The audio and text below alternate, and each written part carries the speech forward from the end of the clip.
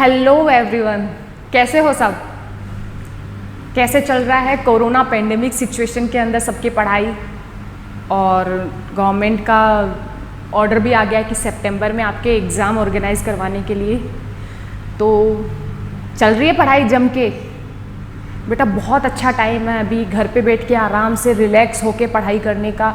ना बाहर जाने का झंझट, ना घर वाले काम करवाएंगे आपसे कि जा सब्जी लेके आ, धनिया लेके आ, मिर्ची लेके आ, ऐसा कुछ भी नहीं होगा।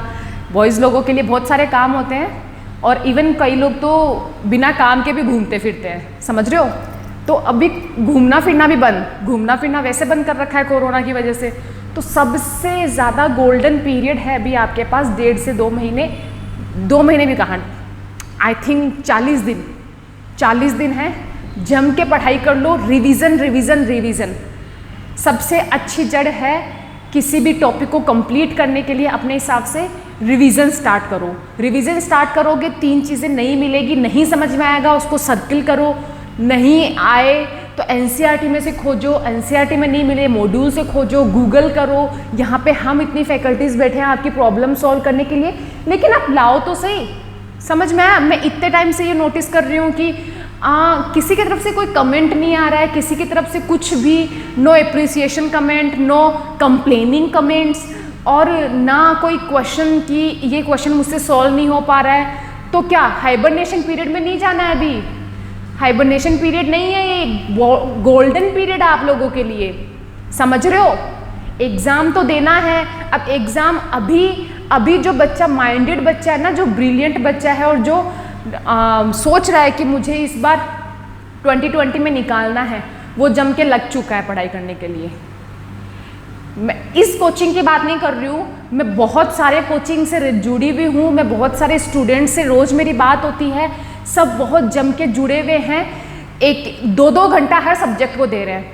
ऐसा नहीं कि जो मैम यहाँ पे पढ़ा रही है बस उसको पढ़ लिया और ख़त्म, नहीं, ये सब तो है उनके लिए जो भी 12th अपीयरिंग है, समझ रहे हो? ये सब तो 12th अपीयरिंग के लिए, लेकिन जो ड्रॉपर्स है, जो इस बार 12th अपीयर के साथ में एग्ज़ाम दे क्रैक करना चाहते हैं, उनके लिए तो फिर अलग ही शेड्यूल होता है उनका यहाँ के हिसाब से शेड्यूल। और हाँ, मैं आपसे एक ना पूछा जाए तो आपसे एक चीज़ पूछ रही हूँ कि जैसे एग्ज़ाम है आपका सितंबर में, तो आप मुझे ये बताओ कि जैसे मैंने अपनी तरफ से मैंने सोचा था कि मैं 12th एनसीईआरटी का यूनिट वाइज जैसे चैप्टर 1 से स्टार्ट करके आपको पढ़ाऊंगी सारे चैप्टर क्लियर करते हुए, लेकिन इस तरीके से मेरे को लग रहा है कि आपका सितंबर तक कंप्लीट नहीं हो पाएगा, समझ रहे हो?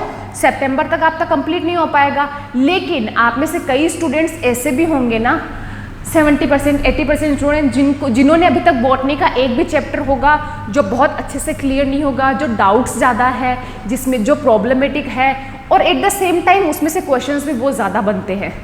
तो मेरे हिसाब से तो एक सबसे बड़ी यूनिट जेनेटिक्स ही होती है, जो बच्चों के डाउट क्लियर करने में थोड़ा सा दिक्कत करती है और जो सबसे ज़्यादा मार्क्स भी कंटेन करती है।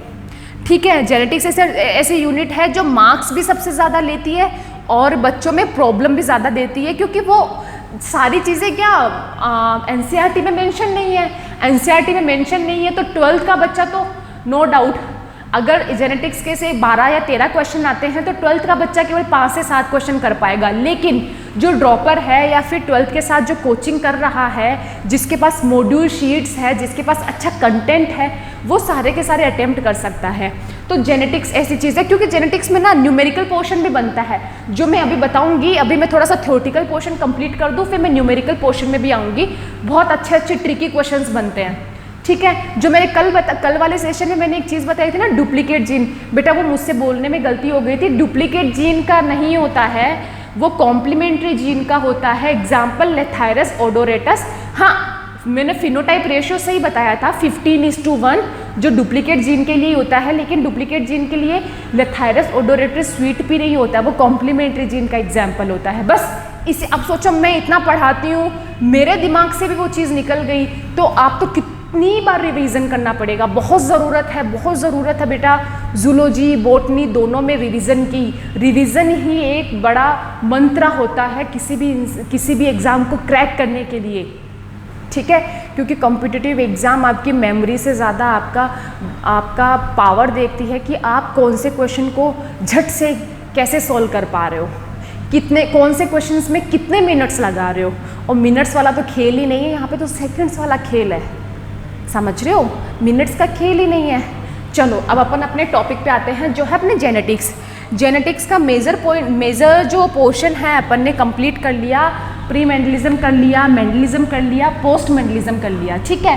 अब पोस्ट मेंडलिज्म डिस्कवरीज में भी अपन ने जीन इंटरेक्शन पढ़ लिया था, इंट्राजेनिक इंटरजेनिक दोनों पढ़ लिया था, ये सब हो गया, ठीक है।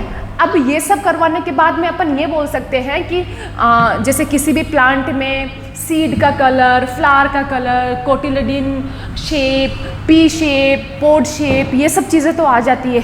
लेकिन एक चीज़ बताना, जो सबसे बड़ी ज़रूरत है किसी भी प्लांट के लिए या फिर किसी भी एनिमल के लिए, किसी भी लिविंग ऑर्गेनिज्म के लिए, वो क्या है? वो है सेक्स ऑर्गन्स का बनना, सेक्स का डिटर्मिनेशन होना। सेक्स होता है कि मैं फीमेल हूँ, ये मेल है, that is called sex determination. तो ये चीज़ें कहाँ से हो पाती है, ये चीज़ें कैसे हो पाती है? इन पे भी ऑब्वियसली बहुत सारी स्टडीज़, बहुत सारी डिस्कवरीज हुई होगी। तो आज का जो अपना टॉपिक है वो स्टार्ट होता है सेक्स डिटर्मिनेशन से। What is the mean by sex determination? Sex determination sex determination is the sequential process. क्या है? Sequential process in which sex determination is the sequential process which begins with the establishment of sex, chromosomal sex as well as genetic sex during the process of fertilization। मैंने ये धीरे धीरे तोड़ के line इसलिए बताई है कि आप रिलेट कर पाओ। कैसे बताई है मैंने? Sex determination is the sequential process in which the establishment of sex, that is chromosomal sex as well as genetic sex, establishment बोला है मैंने, in the process of fertilization, ये चीज़ बोली है मैंने।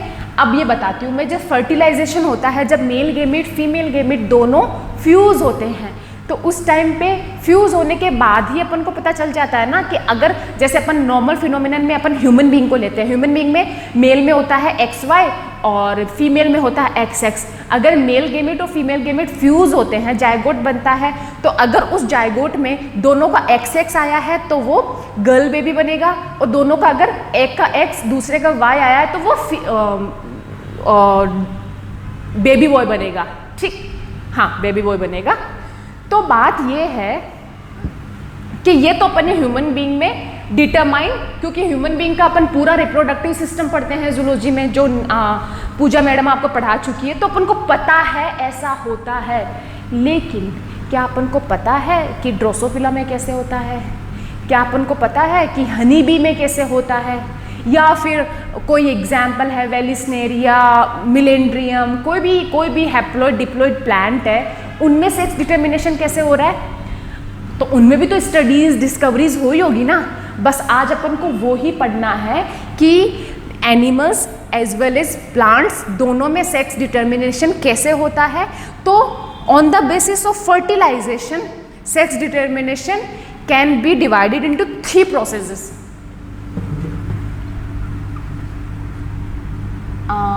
उससे पहले मैंने जो डेफिनेशन बताई है उसको थोड़ा सा रिलेट करती हूँ। मैंने बताया sex determination is a sequential process which begins with the establishment of sex. हाँ, तो सीक्वेंशियल प्रोसेस बोला है मैंने, तो फर्स्ट सीक्वेंस में होगा, उसमें प्रोसेस सीक्वेंस में होगा, पहले होगा क्रोमोसोमल सेक्स। डेवलपमेंट बता रही हूँ, पहले किसका डेवलपमेंट होगा? क्रोमोसोमल सेक्स का होगा, और उसके बाद होगा गोनैड सेक्स का, गोनैड सेक्स, और लास्ट में होगा फिनोटिपिक सेक्स। अब मैं बताती हूँ ये कैसे हो रहा है, रिलेट करके बताती हूँ मैं, ठीक है। मैं बोल रही हूँ सबसे पहले क्रोमोसोमल सेक्स डिफ्रेंशिएट होगा। मेल गेमिट फीमेल गेमिट दोनों फ्यूज होकर जायगोट बनाते हैं, तो वो जायगोट में होता क्या है, 2-1 स्ट्रक्चर होती है, न्यूक्लियस होता है, न्यूक्लियस होता है डाइजाइगोटिक फॉर्म में होता है। तो न्यूक्लियस में बेसिकली होता क्या है, क्रोमोसोम्स। तो वो क्रोमोसोम्स का सबसे पहले क्रोमोसोम्स का डिफ्रेंशिएशन हो गया। उसके बाद गोनेड सेक्स। गोनेड सेक्स क्या होता है, क्रोमोसोम्स है, क्रोमोसोम अगर XX हुआ तो वो गर्ल बेबी के लिए इंड्यूस करेगा, XY है तो वो बॉय बेबी के लिए इंड्यूस करेगा। तो उस हिसाब से गोनेड्स भी डेवलप होंगे, है ना। टेस्टिस होगा, किसमें, टेस्टिस डेवलप होगा मेल में, यूट्रस होगी, फेलोपियन ट्यूब होगी, या फिर और भी जो गोनेड्स होते हैं जो फीमेल बॉडी से रिलेटेड होते हैं वो गोनेड सेक्स में आते हैं। फिर तीसरा होगा फिनोटिपिक सेक्स। फिनोटिपिक होता है जब पूरी बॉडी बन जाती है, उसके बाद अपीयरेंस होता है बाहरी देख दिखाव में, कि अपन आइडेंटिफाई कर पाए कि is that male, is that female, ये होता है फिनोटिपिक सेक्स। तो ये इनका सीक्वेंस होता है सेक्स डिटर्मिनेशन का, ठीक है। अब नेक्स्ट जो पॉइंट आता है वो अपना पॉइंट आता है on the basis of fertilization sex determination divided into 3 processes. On the basis of fertilization, first है प्रोगेमिक, सेकंड है सिनगेमिक एंड थर्ड है एपिगेमिक। प्रोगेमिक समझते हो, प्रो या प्री, ये दोनों होता है कोई प्रोसेस से पहले घटना होने वाली घटना। मतलब प्रोगेमिक मतलब फर्टिलाइजेशन से पहले ही डिसाइड हो जाना कि ये फीमेल बनेगा कि मेल बनेगा। Sex determined before fertilisation.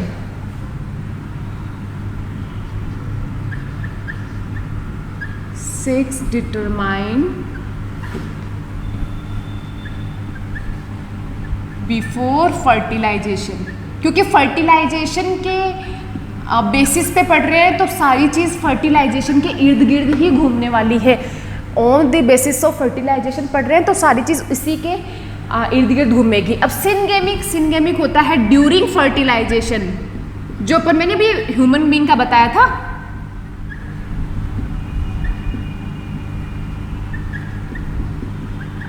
Last one is after fertilisation.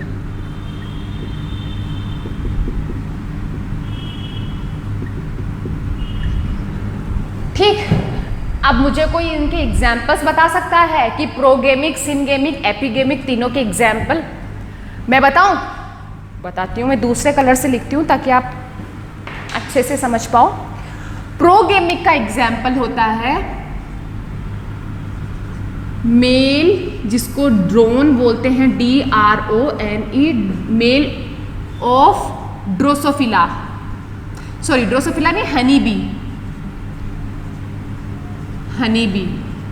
मधुमक्खी होती है ना, मधुमक्खी है ना, जो अपन को काट देती है, एकदम सूज जाता है, उसका जो मेल होता है, जो उसका मेल पार्ट होता है जिसको ड्रोन बोलते हैं, वो हमेशा प्रोगेमिक होता है। मतलब मेल में हमेशा सेक्स का डिटर्मिनेशन हो जाता है बिफोर फर्टिलाइजेशन। और इसका तो मैंने अभी बताया ह्यूमन बीइंग।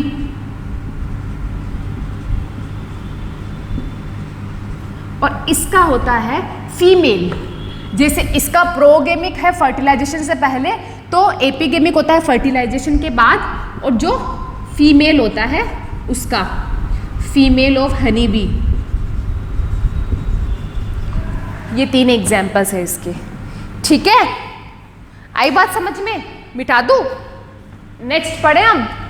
चलो अब नेक्स्ट टॉपिक है अपना सेक्स डिटर्मिनेशन। अब ये सेक्स डिटर्मिनेशन सबसे पहले किसने डिस्कवर किया था और किसमें किया था, ये बात भी पूछ ली जाती है। हाँ, सेक्स डिटर्मिनेशन की डिस्कवरी सबसे पहले की थी, एक साइंटिस्ट नाम था जिसका मैक क्लंग। इन्होंने ग्रास होपर,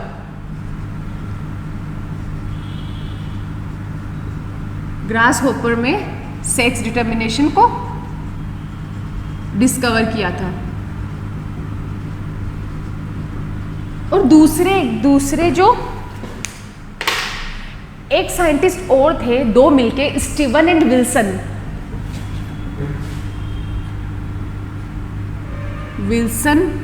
एंड स्टीवन, इन दोनों साइंटिस्ट ने मिलके एक थ्योरी प्रपोज की थी जिसका नाम है chromosomal theory of sex determination. अब ये chromosomal theory of sex determination क्या होती है, अब वो ही पढ़ने वाले हैं अपन कि sex determination on the basis of fertilisation तो अपन 3 पार्ट में बांट सकते हैं, लेकिन अब अपन पूरी स्टडी करने के लिए इनको बांटना पड़ेगा 2 पार्ट्स में, 2 टाइप्स में। तो 2 टाइप है। पहला टाइप है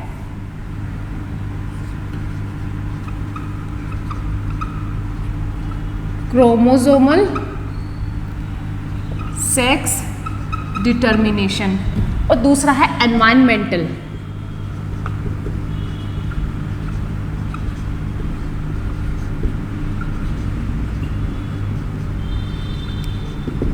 पहला है क्रोमोसोमल सेक्स डिटर्मिनेशन, दूसरा है एनवायरमेंटल सेक्स डिटर्मिनेशन। तो ये जो क्रोमोसोमल सेक्स डिटर्मिनेशन थ्योरी है वो प्रपोज की गई थी विल्सन एंड स्टीवन के द्वारा, ठीक है, इसलिए मैंने ये साइंटिस्ट का नाम रखा था यहाँ पे। अब बात ये है कि ये क्रोमोसोमल सेक्स डिटर्मिनेशन है, इसको एलोसोमिक सेक्स डिटर्मिनेशन भी बोलते हैं। क्या बोलते हैं? एलोसोमिक। अब ये जो अब ये जो टॉपिक पढ़ने वाले हैं अपन, इसमें अपन सबसे पहले पढ़ेंगे कि ऑटोसोम्स, एलोसोम्स ये क्या होते हैं। एक बेसिक डिफरेंस मालूम होना ज़रूरी है अपन को, कि अभी मैं पढ़ूंगी आपको ऑटोसोमिक है, एलोसोमिक है, तो आप कैसे बता पाओगे ये एलोसोमिक है, ये ऑटोसोमिक है। कैसे? क्योंकि एलोसोमिक जो होते हैं ना, that are related to sex determination, sex chromosome, but autosomes are related to somatic characters. वही बात होगी जैसे sexual reproduction and vegetative propagation. Vegetative propagation किससे रिलेटेड था? सोमेटिक कैरेक्टर से रिलेटेड था, उसका सेक्सुअल रिप्रोडक्शन से कोई मतलब नहीं है।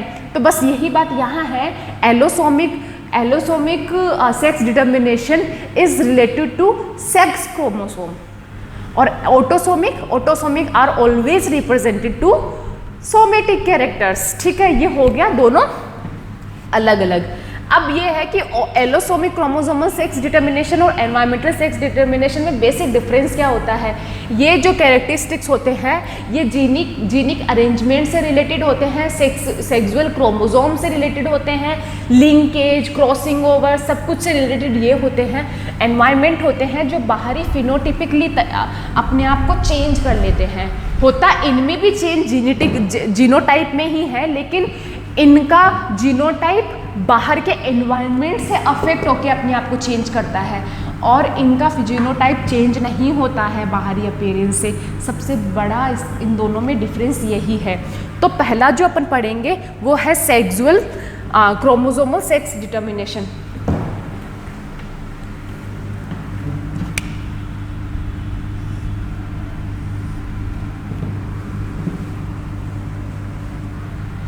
इनको 2 पार्ट में बोलते हैं। मैं ऊपर लिख दूँ वो ज़्यादा बेटर रहेगा, थोड़ा बड़ा चार्ट बनेगा, इसलिए मैं सारा मिटा के थोड़ा ऊपर से लिखना शुरू करती हूँ ताकि आपको समझ में आए।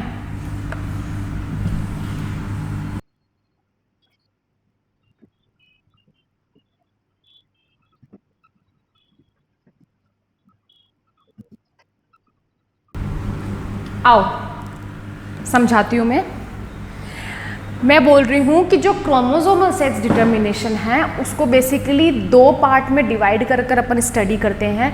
ये आपके मॉड्यूल शीट में इस तरह से मेंशन नहीं है, थोड़ा सा मेसी तरीके से दे रखा है। डिफ्रेंशिएट करना समझ में नहीं आ पाएगा कि इसके कौन से वाले में मेल हेट्रोगेमिटी है और कौन से में फीमेल हेट्रोगेमिटी है। इसलिए मैं बोल रही हूँ बार बार अपने हथियार साथ में लेके बैठो, और स्टूडेंट्स का हथियार होता है पेन और कॉपी।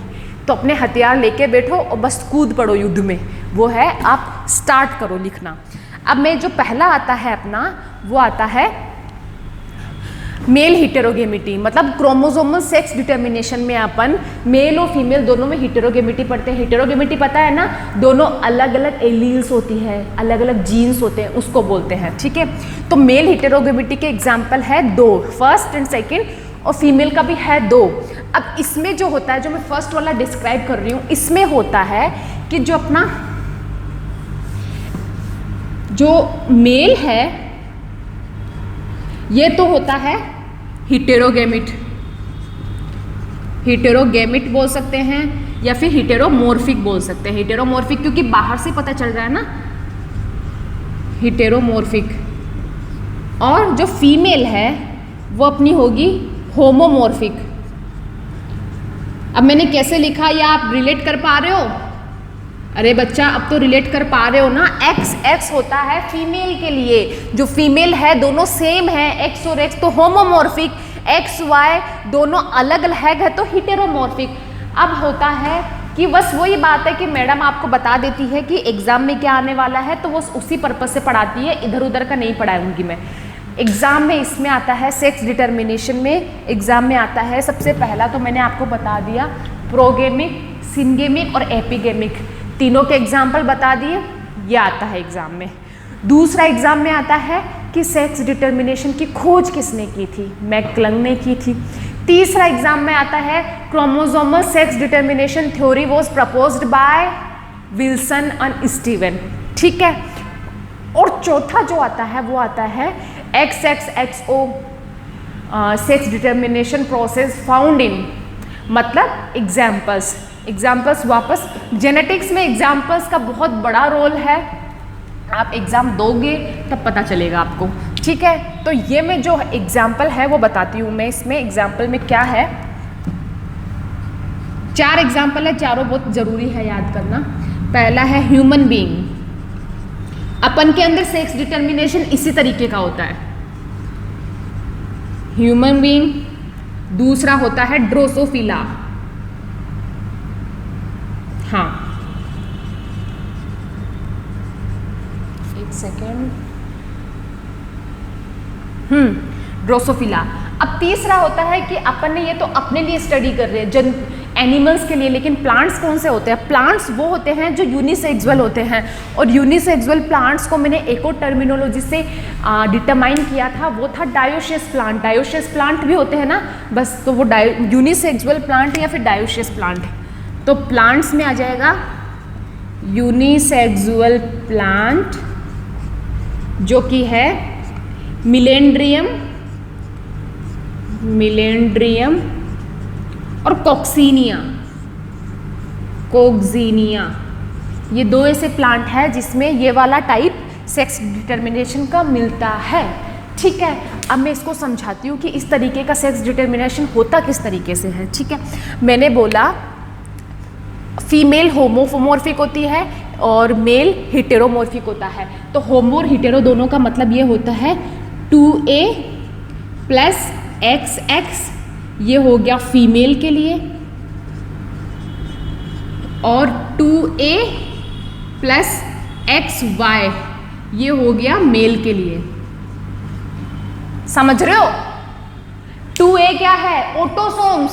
याद करो कि मैंने एक चीज बताई थी आपको कि अपने ह्यूमन बींग्स के अंदर number of chromosome sets are determined certain 46 chromosomes, 23 pair of chromosomes. तो 23 और 46 को लिखेंगे कैसे? 2A के फॉर्म में लिखेंगे, मतलब एक ऑटोसोम्स दूसरा ऑटोसोम्स दोनों मिलके 2A। जो 43 पेयर होते हैं ना, सॉरी 23 पेयर, उसमें से 22 पेयर्स जो होते हैं ना उनको अपन 2A के फॉर्म में ही लिखते हैं, क्योंकि ये ऑटोसोम्स कैरेक्टर्स को कैरी किए हुए रहते हैं। लेकिन जो एक पेयर होता है ना, ये ही डिटरमाइन करता है सेक्स अपना, जिसको अपन XX लिख सकते हैं या फिर XY लिख सकते हैं, या फिर जो सिंड्रोम्स होंगे, टर्नर सिंड्रोम, क्लाइनफेल्टर सिंड्रोम, जो भी सिंड्रोम होंगे उसमें अलग अलग तरीके से डिनोट करते हैं। तो समझ में आया? जो 2A लिखते हैं अपन, ये क्या होता है? ये 2A होता है एक्चुअल में जो 22 पेयर है ना अपने पास ऑटोसोम्स के, उनमें से कोई एक भी पेयर उठा के यहाँ पे 2A लिख दो। ठीक है, क्योंकि डिफरेंस किस में होता है, डिफरेंस केवल लास्ट वाले में होता है, 23rd पेयर में होता है, जो XX या फिर XY की फॉर्म में होता है, that was the sex determining factor. ठीक है, तो अपन 2A प्लस XS लिख रहे हैं यहाँ पे फीमेल के लिए, 2A प्लस XY लिख रहे हैं यहाँ पे मेल के लिए। जो मेल होता है ना Y क्रोमोसोम्स, वो दो तरीके के स्पर्म प्रोड्यूस करता है, एक को बोलते हैं एंडोस्पर्म, दूसरों को बोलते हैं गायनोस्पर्म। मैं ये मिटाती हूँ फिर वापस बताऊंगी आपको। ठीक है, एक बार मैंने ये चार्ट इसलिए बताया कि मोटा मोटे तरीके पे आपको पता रहे कि मैम पढ़ा क्या रही है। ये मैं इसके बारे में बता रही हूँ, फर्स्ट के लिए है ना, पूरा डिस्क्रिप्शन फर्स्ट के लिए है। अब जो अपना मेल वाई क्रोमोसोम होता है,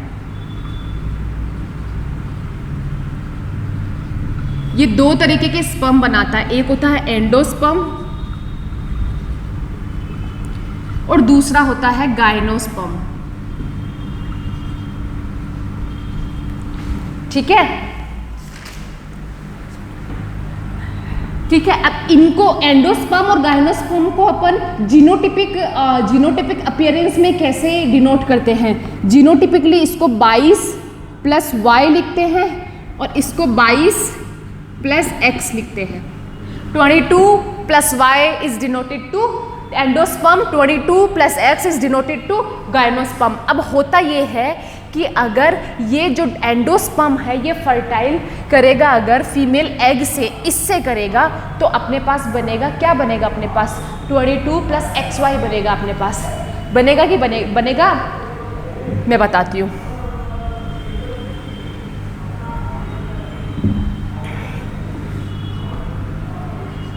फर्टिलाइजेशन ऑफ एग किसके साथ? अगर एंडोस्पर्म के साथ, तो बनेगा 22 प्लस XY। और फर्टिलाइजेशन ऑफ एग अगर गायनोस्पर्म के साथ, तो यहाँ पे 22 प्लस XX बनेगा। समझ रहे हो? समझ रहे हो कि नहीं समझ रहे हो? मेरा बोलने का मतलब ये है कि अगर फर्टिलाइजेशन इसके साथ में होता है तो आपको पता है होमोगेमेटिक होती है फीमेल, हेटेरोगेमेटिक नहीं होती है। अपने आप को अपने आप के कैरेक्टर्स को प्रेजेंट करने के लिए, सेक्स डिटर्मिनेशन के लिए। तो इसके साथ अगर इसका फर्टिलाइजेशन होता है तो वो बनता है यहाँ पे 22 तो इसके हो जाएंगे और 22 इसके हो जाएंगे, तो ये हो जाएगा 44। तो देखो मैंने यहाँ पे 23 पेयर बताए थे, मतलब 46 क्रोमोसोम। तो 44 तो दोनों के ऑटोसोम्स मिल गए 22। तो अगर कोई मेल गेमिट फीमेल गेमिट के साथ फ्यूज होता है तो 22 इसके और 22 इसके, दोनों ऑटोसोम्स 44 बना लेंगे। लेकिन जो लास्ट वाला होगा, जो सेक्स डिटरमाइनिंग होगा, उसको अपन को XY और XS के फॉर्म में ही बताना पड़ेगा। ठीक है, ये चीज़ हो गई। अब ये होता है, ये थे अपना XX और XY टाइप का, जिसके अंदर इस तरीके का होता है। अब इसमें ये होता है कि ये जो दो प्रकार के गेमिट बनाता है, A प्लस X और A प्लस X, और इसमें क्या होता है, ये दो प्रकार के हिटेरोगेमिट बनाता है, A प्लस Y और A प्लस X। समझ रहे हो? ये होमो हो गया, होमोगेमेटिक, और ये अपना हो गया हिटेरोगेमेटिक। जो आगे फ्यूज होगा तो वो बनाएगा। ये है अपना XX XY टाइप का सेक्स डिटर्मिनेशन, जो कि मिलता है ह्यूमन बीइंग में, ड्रोसोफिला में, प्लांट में, बिलेंड्रियम और कॉक्सीनिया में।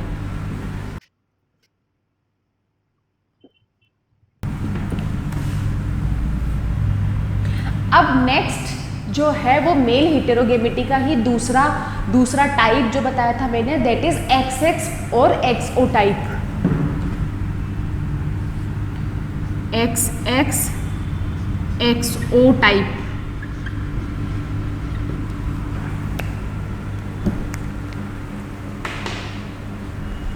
अगेन इसके एग्जाम्पल कौन कौन से हैं वो लिख लेते हैं पहले।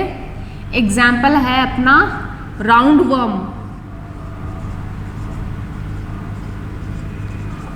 वर्म और इंसेक्ट। जो इंसेक्ट होते हैं ना और ऑर्थोपोडा से रिलेटेड होते हैं, जो कॉकरोच वगैरह, वो सब इसी से रिलेटेड होते हैं। इसमें इसी तरीके का होता है जो अपना कॉकरोच है। और ये राउंड वर्म जो एस्केरिस में आता है, राउंड वर्म में लिख देती हूँ एस्केरिस, और ये कॉकरोच। ठीक, ये होता है। और तीसरा जो है वो है प्लांट, वेलिस्नेरिया। ये प्लांट होता है। ये 3 इसके एग्जाम्पल्स हैं, नो डाउट आपको याद करने हैं, आपको पता है। ठीक है, अब मैं जो बताने जा रही हूँ वो ये है कि XX और XO टाइप का जो सेक्स डिटर्मिनेशन है उसमें किस तरीके के गैमेट फॉर्मेशन होते हैं और किस तरीके की जाइगोट बनेगा। तो जो XX XO है उसमें जो फीमेल, अगेन बताने की जरूरत नहीं है, फीमेल अपना होमोमॉर्फिक है, मेल अपना हेटेरोमॉर्फिक है। तो XY में क्या हो रहा था, 2 अलग अलग टाइप के बन रहे थे। एक बन रहा था X वाला, दूसरा बन रहा था Y वाला। इसमें क्या होगा, ये O का क्या मतलब है, O मतलब होता है absence of sex chromosome of Y chromosome. मतलब एक कम है यहाँ पे वाई क्रोमोसोम, एक कम होता है तभी तो 0 लिखते हैं अपन। 1 माइनस हो गया ना तो 0 हो गया ना। तो इसको 0 को रिप्रेजेंट जो कर रहे हैं वो है कि एक मेल सेक्स क्रोमोसोम इसमें कम है, कमी है। तो कमी है तो भी वो हेटेरोगेमेटिक हुआ ना। तो यहाँ पे हुआ 2A प्लस XX जो फीमेल के लिए है वो 2 तरीके के बनाएगा, A प्लस X और दूसरा A प्लस X। और जो 2A प्लस X नोड है जो मेल के लिए है, आप समझ रहे हो 2A प्लस XX और 2A प्लस X नोड मैं क्यों लिख रही हूँ। 2A is represented to 22 autosomes, 22 autosomes plus 1 allosome, sex determining factor, इसलिए लिख रही हूँ मैं। ठीक है, तो ये 2 तरीके के बनाएगा, A plus X then A plus O। सही बताया मैंने। तो यहाँ पे फीमेल बनेगी, फीमेल बनेगी, यहाँ पे फीमेल बनेगी, लेकिन ये डाउटफुल होगा कि यहाँ फीमेल बनेगी कि मेल बनेगा। समझ रहे हो। तो ये हेटेरोगेमिट हो गया और ये होमोगेमेटिक हो गया। Third one is female हेटेरोगेमिटी।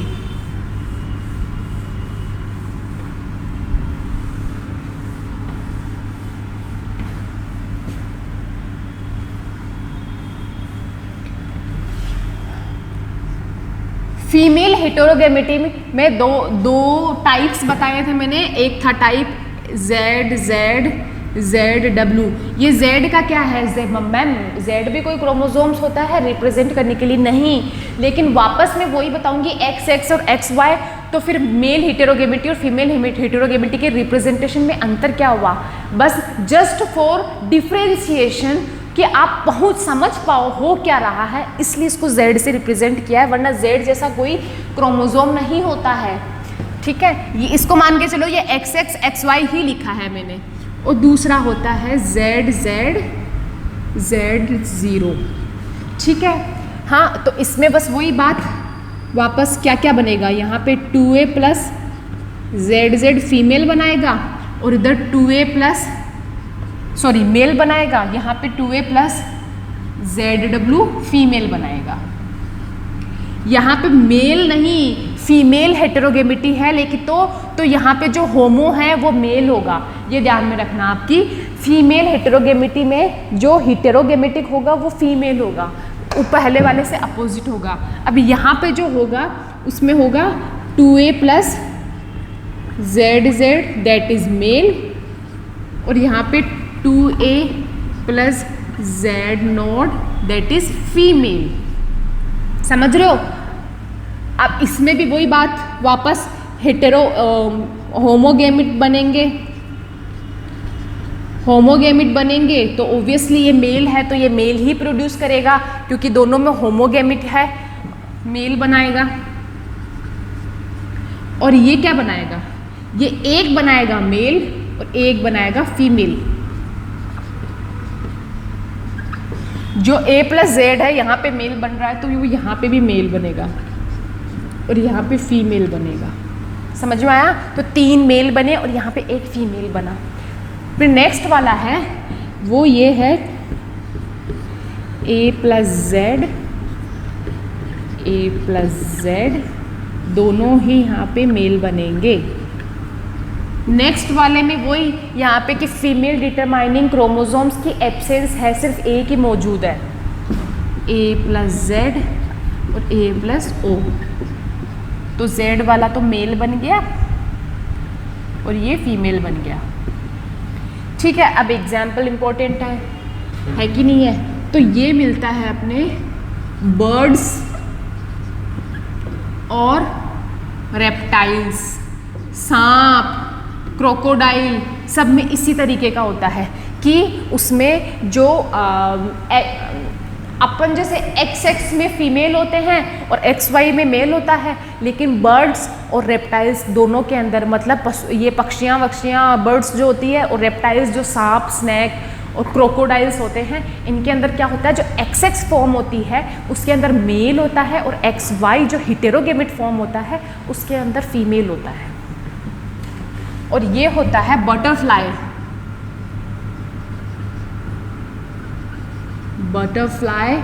And moth. आप बता सकते हो मोथ क्या होता है?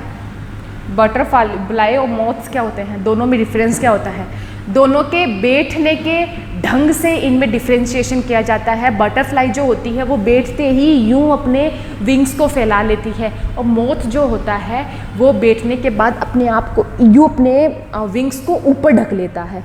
बस बैठने के वे ऑफ सिटिंग अरेंजमेंट इनमें डिफरेंस होता है और कोई डिफरेंस नहीं होता इन दोनों में।